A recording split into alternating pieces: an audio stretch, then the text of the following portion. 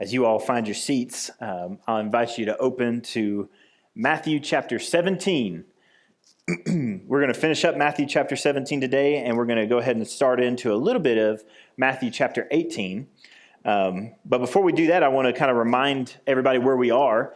Last week we talked about the fact that a shift has happened in the book of Matthew. So this is a narrative following the life and ministry of Jesus. And we talked about that in chapter 16, something changed. It said from that time on, Jesus began to instruct them that he was going to have to be killed.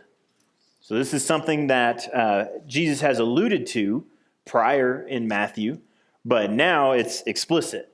And now it's going to color everything that Jesus does and the way that he interacts with his disciples, the way that he interacts with the people, and the way that he teaches. Last week, we saw that one of the key features of that was that Jesus wanted to equip his disciples to be prepared to stand firm once he was gone. So once his physical presence departed, he wanted to make sure that they had what they needed to be able to stand firm. And last week, we talked about what that looked like about standing firm in our faith. And faith is absolutely necessary for us to stand firm and to follow Jesus. And now we're going to see almost as important or right on the same level as faith. Maybe we'll call it two sides of the same coin. But as important to us standing firm is humility. What we're going to see in our teaching today are three aspects to biblical humility. And I just want to put a disclaimer here at the beginning that this is something that I think we in America, we struggle with particularly. I haven't had much experience in overseas travel and overseas missions, but I have read about Christians in other part of the world and the things that they endure. I just recently finished reading back through The Hiding Place, if you are familiar with that, a story about Corrie ten Boom, who suffered through the Holocaust in concentration camps. And to be preparing for this message, as I was reading about that and thinking about America and how much we tend to take for granted, I think that humility is something that we struggle with more so than perhaps other Christians in the world right now or other Christians in previous times in history. I think that this is something that we're pretty bad at. And I think that it's something that we can't afford to be bad at. Something that we need to learn about.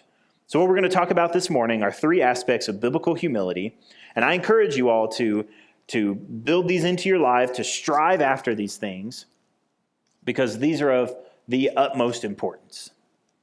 This isn't some have it and some don't. If these are not things that describe you, then you want them to describe you. I'll say it that way. These are things that we should not do without. So we're going to see this in three movements. First is consideration for others. A key part of biblical humility is consideration for others. Second is childlikeness, which might sound a little odd, but Jesus makes it pretty clear that childlikeness is an essential part of biblical humility. And third is severity towards sin. Now, the connection between the severity towards sin and biblical humility might not be obvious on its face, but the way Jesus teaches about it in this passage that we're going to see today, he makes that connection for us. So, consideration for others, childlikeness, and severity towards sin. We're going to look at that first one, consideration for others, in Matthew chapter 17, verses 24 through 27. Now, I love this passage because I think it could have just as easily have served as point number 6 in our message last week about faith. But I decided to keep it over here with the humility talk because even though it kind of has a foot in both camps, it does introduce us to the idea of biblical humility. So we're going to use it as sort of a after the fact closer for our conversation last week about faith, so that we can keep that in our minds, but then also as an intro for us today as we talk about humility. It says Matthew chapter 17, it starts in verse 24. It says, "When they came to Capernaum, the collectors of the 2 drachma tax went up to Peter and said, 'Does your teacher not pay the tax?' And he said, 'Yes.' When he came into the house, Jesus spoke to him first, saying, "What do you think, Simon? From whom do kings of the earth take toll or tax? From their sons or from others?" And when he said, "From others," Jesus said to him, "Then the sons are free. However, not to give offense to them, go to the sea and cast a hook and take the first fish that comes up. And when you open its mouth, you will find a shekel. Take that and give it to them for me and for yourself." So entering into our conversation about humility, we see Peter is approached by some officials asking about a tax, the 2 drachma tax, which is a temple tax, which was generally, it was taken up and used for general upkeep of the temple. So when we know that, the text doesn't say that, but whenever we look at historical context and we know what the 2 drachma tax is for, it's not curious that these guys are wondering if Jesus is going to pay that tax or not. Because this is a tax that a few people did refuse to pay. People that didn't have any business with the temple, even the Sadducees, because the 2 drachma tax was set up by the Pharisees. Sometimes the Sadducees were like, no, we're not paying that tax. That's your thing. We're going to keep our drachmas, Pharisees. And previously, we saw back in Matthew chapter 12 that Jesus has been a little anti-establishment when it comes to the temple and the way that the temple is being managed. Not necessarily the temple itself, but the way that the temple is being managed, namely the way that the Pharisees have been running things at the temple. So I don't think it's curious at all that these people come up to Peter and they ask that question. And the way that they ask the question almost assumes the answer is no. Does your teacher not pay the temple tax? And because of the way that Jesus has behaved before, it would not be shocking for Peter to be like, no, we're not paying that temple tax. That's not what we're about. But Peter instead says yes. So Peter answers yes.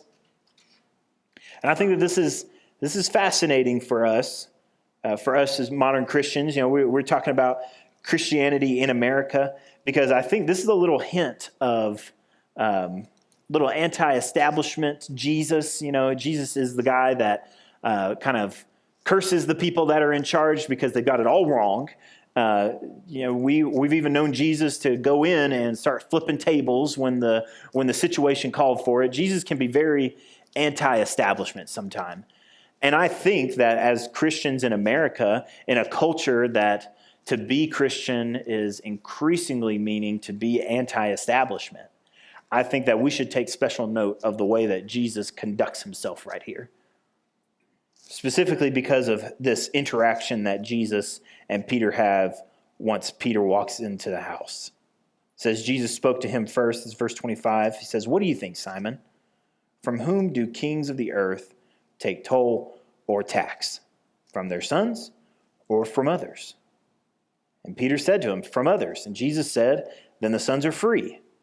So what Jesus is alluding to here, just using a basic principle of when you talk about the ruling authority collecting taxes, they're collecting that from other people.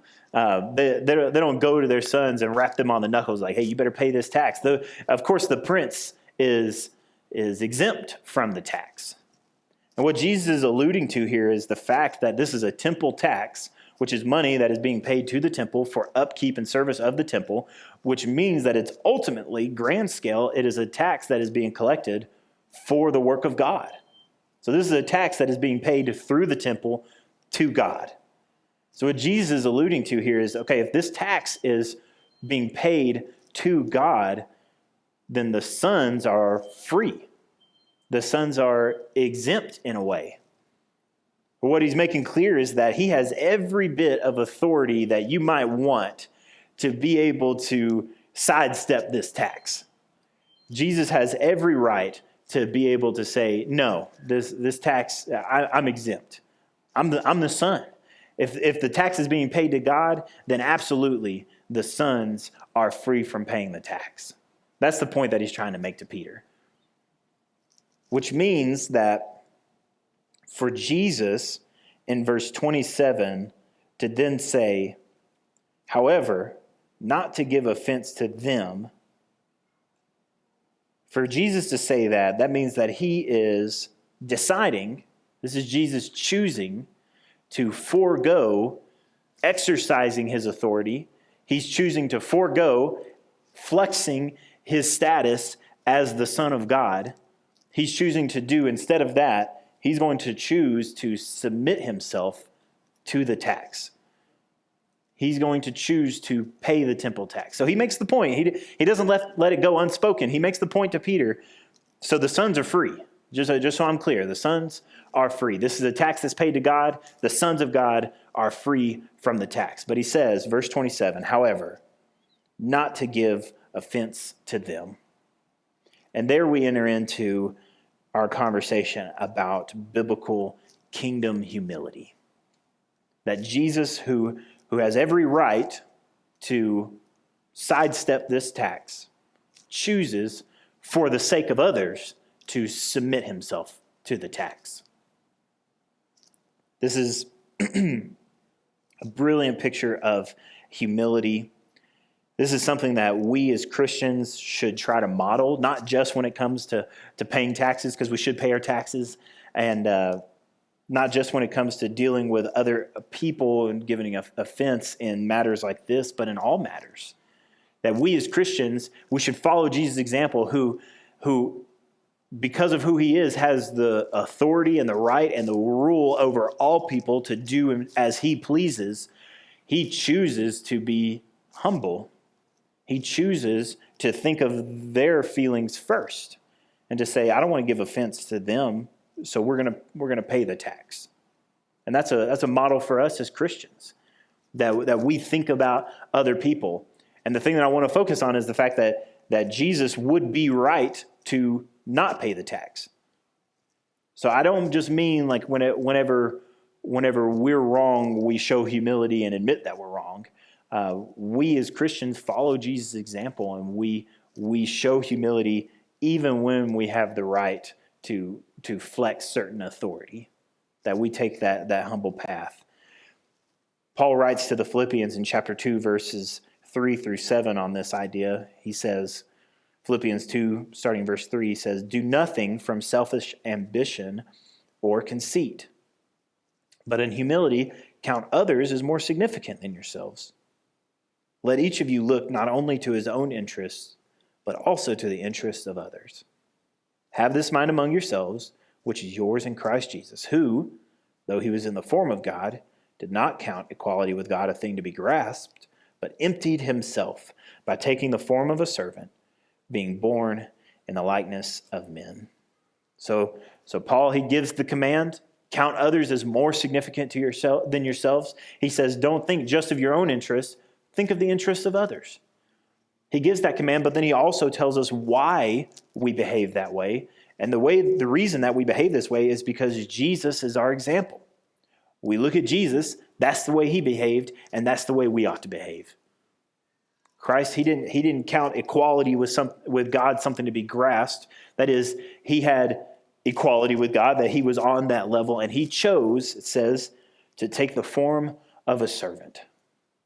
Jesus chose to be submitted, not just to kings and authorities and to the planet and to paying taxes, but he chose to be submitted, a servant, to sinners.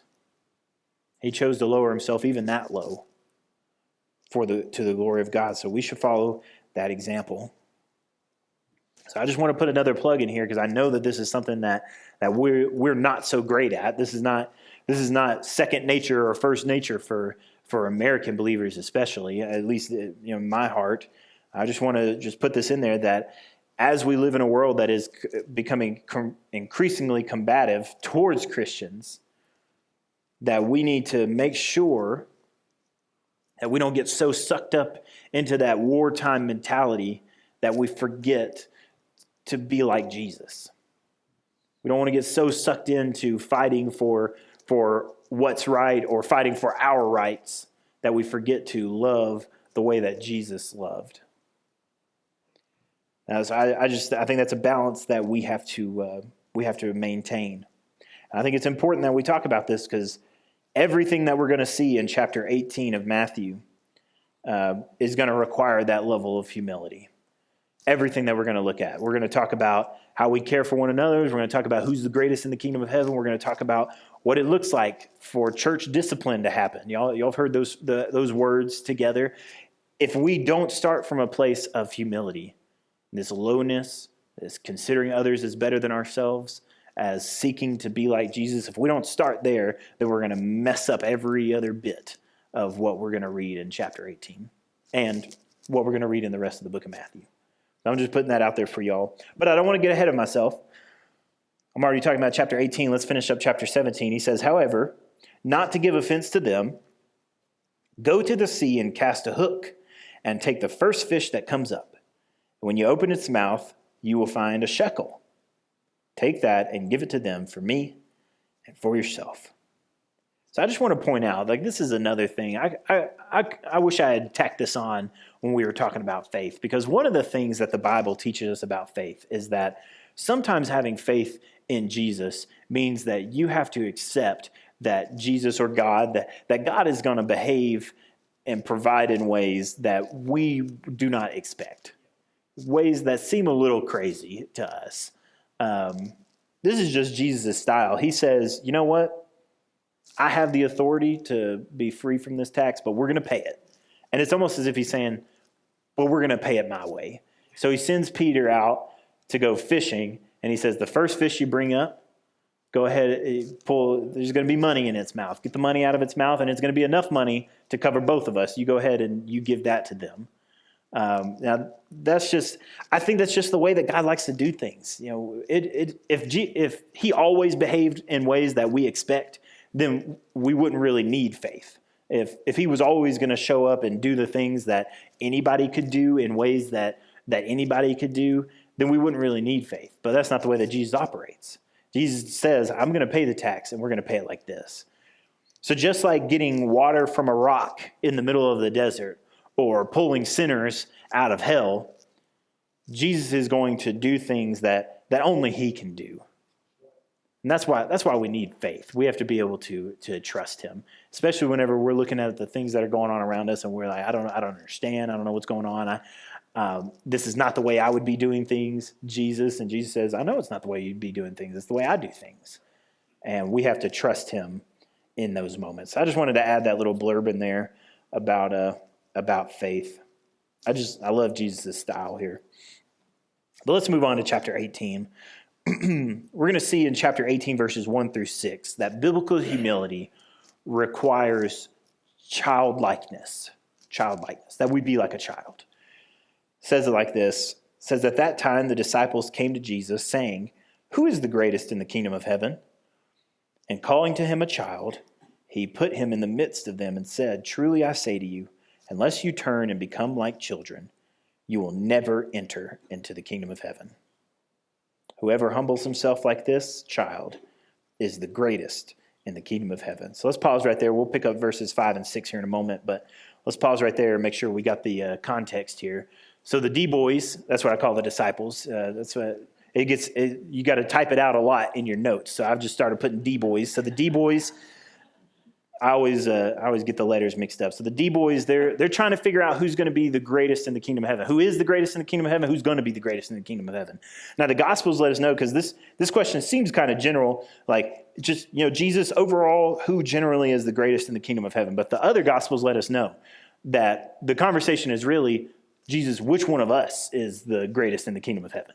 We're talking amongst ourselves. We know you took a couple of those guys up to the mountain to see your transfiguration. So they must have some special status in the kingdom of heaven. This is not in the text. Y'all don't put this in your notes. Y'all can fight me on this if you want, but I just got to think that Judas was probably one of the most pushy in this conversation, right? Like, he was the money carrier. So he's probably the one that's walking around like, no, I'm going to be the greatest in the kingdom of heaven, which is nonsense. But I just imagine that's the way the conversation is going. There's all these things that Jesus has said and that he's done. He called Peter the rock that the church was going to be built on. So Peter's like, maybe I'm going to be the greatest in the kingdom of heaven.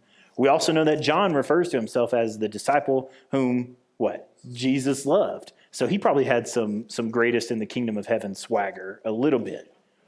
So this is 12 guys. Stuff like that's going to happen. They're still men, right? They're with Jesus. He's been teaching them. He's been discipling them. He's been training them, but they're still men. So stuff like this is going to happen. So what a gut punch. When these men, fishermen, they're probably pretty burly guys. These men have been talking about which one of them is the greatest in the kingdom of heaven. And Jesus goes and he finds a little kid, brings a child into the group, and he says, "Truly I say to you, unless you turn and become like children, you will never enter into the kingdom of heaven." Now, when I read statements like this, and I hope you all are the same way, I pause. I take special notice here. Because this is a salvation statement that Jesus just made. This isn't Doctrine of Jordan.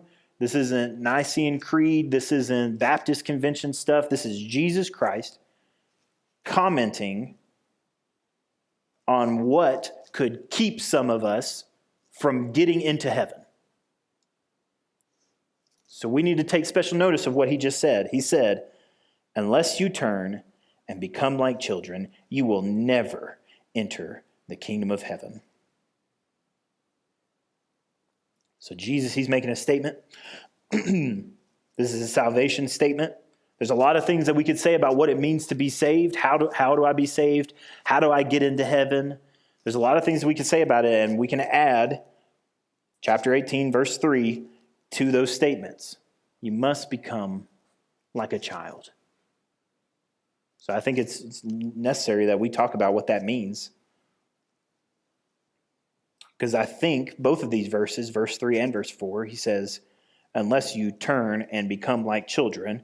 And he also says in verse 4, "Whoever humbles himself like this child." So that tells me that a change has to be made. That something has to change. This isn't, we've looked at all the evidence, and I think that Jesus is the most prudent way to get to heaven. It's not that simple. A change has to be made. You don't carry on like you've always been with more knowledge and think you're getting into heaven. That's what Jesus is teaching the disciples. They've been walking with him for a while now. They've heard the way that he taught. He's been teaching them. He's been discipling them. A handful of them got to see him in his glory up on the mountaintop. And he's letting them know that those experiences, they don't get you into heaven. What gets you into heaven is a real change. Specifically in this passage, the way it's worded is, we must become like children. We must be humbled. So let's talk a little bit about what that means. I think there's a lot that we could extrapolate on here about what it means to be humble like a child. But the one that I picked up on is that children need help. Children need help. And I've learned this from being a parent. We got a lot of parents in the room. Children need help. I think about the fact that I'm an adult. I'm able to take myself places. I can get in the car. I could go to the grocery store. I can go to Denny's. I can drive over to the church. I could take myself places. My children can't take themselves places. Not just that they don't take themselves places. They can't take themselves places. They don't know how to work a car. They don't know how to work a doorknob, but they can't get out of the house. If I put enough things in front of the exit, they're going nowhere. My children, I can take myself places. My children can't. I can feed myself. And some of you are looking at me and thinking, yeah, we could tell. No, I can feed myself. My children can't feed themselves. I can decide what I want to eat, when I want to eat. I can go over to the cabinet, I can get it out. But my children can't do that. They might decide when they want to eat, but they definitely don't get to decide what they eat. And they can't go over to the cabinet and get it themselves. They need help. As an adult, I can process my feelings and my emotions. Y'all know babies. They don't know how to process that stuff. The emotions are real. They get frustrated. They get angry. They get tired. They get sad. But they don't know what to do with any of that. As an adult, we do. We know how to handle that stuff. But kids, they need help. And also, I think about the fact that My sons, they can look around and they notice when the floor is being vacuumed. They know when laundry is being done. They know if some people have come over for dinner. But they don't know why any of this is happening or what the purpose of any of this is. That they don't know what's going on. They just know that there's more people in the house, or they know that Dad's over by the laundry room. They don't know what's going on. They need that help. I think about that, and I think we could probably, if we sat in a circle and we dug into this, we could probably come up with a lot of ways that Christians should be like children before God. But I think one way that's indisputable is that children need help. They need their father's help. My children, they can't do anything without us. They'd be lost without us. And that's the kind of stance, that's the kind of position, that's the mindset and the heart that we should have with God. That we should be like children. We should acknowledge the fact that yeah, we don't always understand what's going on. We can observe and we can see that things are different. But we don't always understand, and that's okay. Our Father understands. He knows. We might sometimes go through periods of life where we don't know where our food is coming from. But that's all right. We, like a child trusting their father, we know that the food is coming. We know that he's going to take care of us. So one of the main things that I see here when Jesus says that you have to be humble like a child is that we acknowledge the fact that we can't get into heaven without Jesus' help, without our Father. Any sense of self-efficacy in our lives, any sense of pulling ourselves up by the bootstraps and getting there, that is a sense that by definition denies any need for a Savior. So an essential part of what it means to be a Christian. This is why I was fluctuating a little bit on where to put it with faith, because obviously faith is necessary to be a Christian. But if what Jesus is saying is true here in verses 3 and 4, and of course it is, then that childlike humility is just as necessary. That childlikeness, that acknowledgement of the fact of, I can't do anything. If it was up to me to get into heaven, I would have absolutely no hope of getting into heaven. But I can trust my Father. It reminds me of that terrible passage that says, Jesus tells the people, not everybody who says to me, Lord, Lord, will enter into the kingdom of heaven. Y'all familiar with that? He says, but only those who do the will of my Father who's in heaven. He says, many on that day will say to me, Lord, did we not prophesy in your name? Did we not cast out demons in your name? Did we not do these many works in your name? And Jesus will say, what? I never knew you. Depart from me. Look at what's going on there. He says, not everybody who says to me, Lord, Lord, is going to get into the kingdom of heaven. And when these hypothetical people are presented with that reality, when they're presented with the idea that they are not getting into heaven, what do they start doing? They start listing out things that they did. They say, Jesus, look at the things that I've accomplished. Look, I've got a list. We cast out demons. You remember the demons. We cast those out. We did all of this in your name. And Jesus says, I never knew you. Yeah, you did some great things and you tacked my name onto it, but I didn't know you. Not like a child knows their father. I didn't know you. So that idea that I see in these people that are fighting to get into heaven, and they're looking and they pull up the list and they say, look at the things that we did. I don't want any of us to fall into that trap, because what Jesus is saying here in Matthew 18 verses 3 and 4 is that we, like children, have to acknowledge the fact that we don't do anything. Our Father is the one that does it all, and He is the one that leads us into heaven. That's what biblical humility looks like. So we don't want to ever let our pride keep us from following Jesus sincerely. We have to humble ourselves and acknowledge the fact that He does it all, and we're like children. We need help. But I do want to say, when we look at verses 5 and 6 here, that this idea of being childlike, like this is about our relationship with God, right? Being childlike, that's about our relationship with the Lord. Because it does not in any way excuse us from any of the responsibilities that we have to act in a certain way and to take care of one another. So that was the first point. Remember, we have to care for other people. Children don't do that. My boys, they barely take care of each other. They'll give each other a pacifier and all that. So there's a place where if we go too far down that rabbit hole of this analogy of being like a child, then that means that it's perfectly natural for Christians to cry and throw tantrums and do all this other stuff. And that's not what Jesus is getting at here. Our childlikeness is about our relationship with our Father. So this does not negate us from any sense of responsibility for acting in another way. And Jesus, he picks up on that as he continues in verse 5 and 6. He says, "Whoever receives one such child in my name receives me. But whoever causes one of these little ones who believe in me to sin, it would be better for him to have a great millstone fastened around his neck and to be drowned in the depth of the sea." So for all of our talk about childlikeness and what it means to be a child and what it means to be humbled like a child, that does not mean that we are only focused on ourselves and our relationship with the Lord. We still have a responsibility to care for one another. That's exactly what Jesus was doing when he paid the temple tax, and it's exactly the opposite of what the disciples were doing back in verse 1.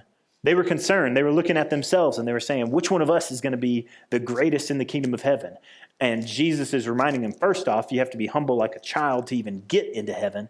And second, your concern should be about other people, how you're taking care of other people. That's why he goes into this warning.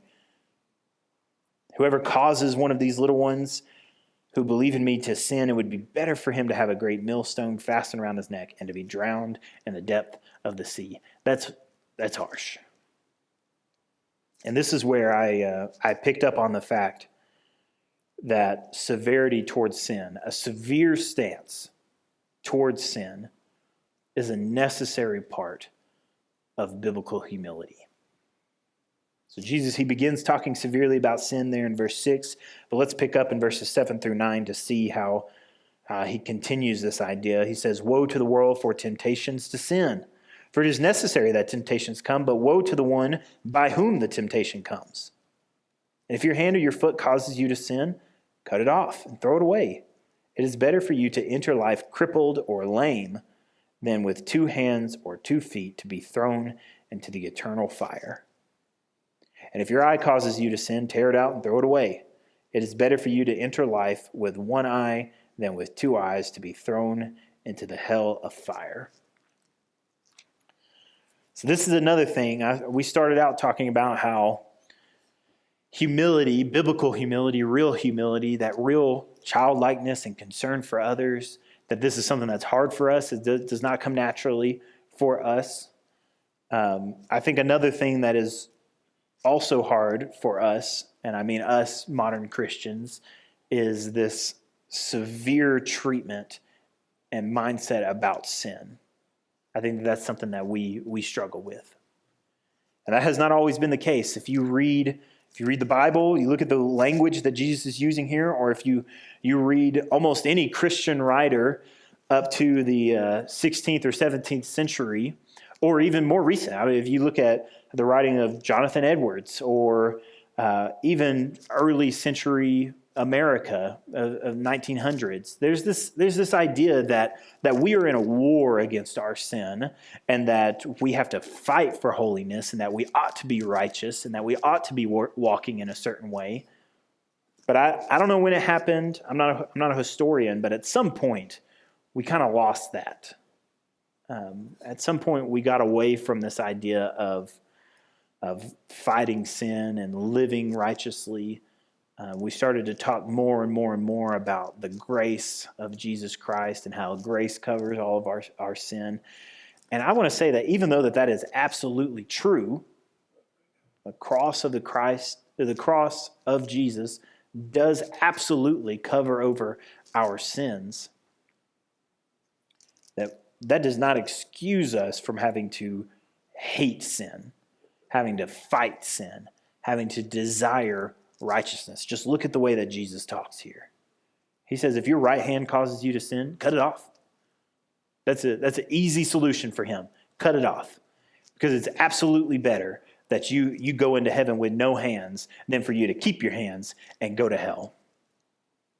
That's the way that Jesus is talking. He's saying that if you cause somebody else to sin, it would be better. You know what? Sin is so bad that it would be better for you to have a rock tied around your neck and to be dropped into the ocean than for you to be the cause of someone else sinning. It would be better.